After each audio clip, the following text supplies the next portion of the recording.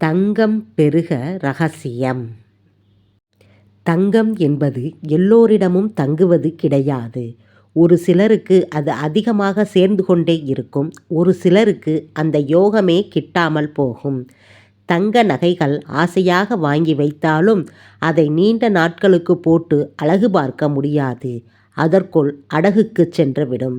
இப்படி தங்கம் ஒருவரிடம் நிலையாக அதிகம் சேர்வதற்கு எந்த வழிமுறையை பின்பற்றுவது நல்லது என்னும் ஆன்மீகம் சார்ந்த தகவலைத்தான் தொடர்ந்து பார்க்க இருக்கிறோம். தங்க நகைகளை போட்டு அழகு பார்க்க ஒரு தனி கொடுப்பனை வேணும் என்பார்கள். தங்கம் சிலரிடம் வாங்க வாங்க சேர்ந்து கொண்டே இருக்கும். அப்படி அவர்களிடம் சேர என்ன காரணம்?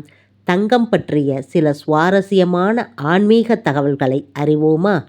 தங்கம் மகாலட்சுமியின் அம்சம். நாளும் கோளும் செய்யாதது நமக்கு வேறு யாரு செய்துவிடப் போகிறார்கள்?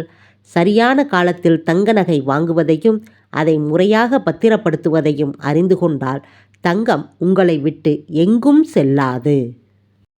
மளமளவென்று தங்க நகைகள் சேர ஆரம்பிக்கும். வீட்டில் தங்கம் சேர்வதற்கு முதலில் தங்கத்தை சுக்கிர ஓரை அல்லது குளிகை நேரத்தில் வாங்க வேண்டும். குளிகையில் ஒரு விஷயத்தை செய்தால் அது திரும்ப திரும்ப நடக்கும் என்பார்கள். தங்க நகையை அந்த நேரத்தில் வாங்கினால் திரும்ப திரும்ப நீங்கள் நகையை வாங்குவீர்கள். தங்க நகையை அடகு வைக்க செல்லும் பொழுது நேரத்தை பார்க்க வேண்டும். இல்லையேல் மீண்டும் மீண்டும் அந்த நகையானது அடகுக்கு போகும்.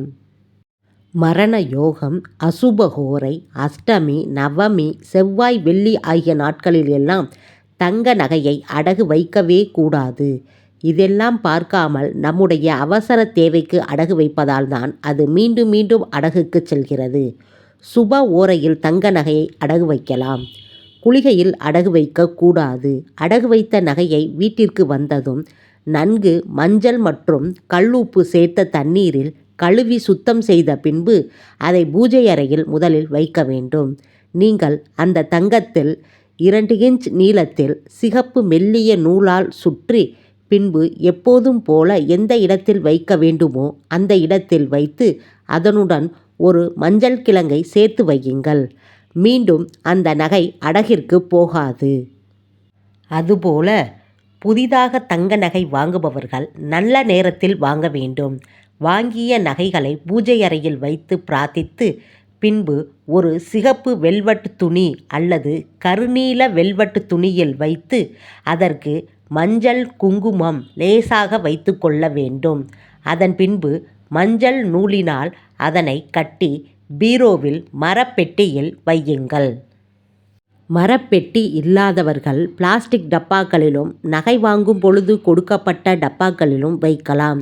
இதனுடன் 4-5 மாதுளை மரக்குச்சிகளை உடைத்து வையுங்கள். தங்கம் வேகமாக சேரும். மாதுளை மரக்குச்சி, நெல்லி மரக்குச்சி அல்லது மல்லிகை செடியின் குச்சி ஏதாவது ஒன்றை வைக்கலாம். இது மகாலட்சுமியின் அருள் தரக்கூடியது மற்றும் நகைகளை அதிகமாக வாங்க வைக்கக்கூடியது.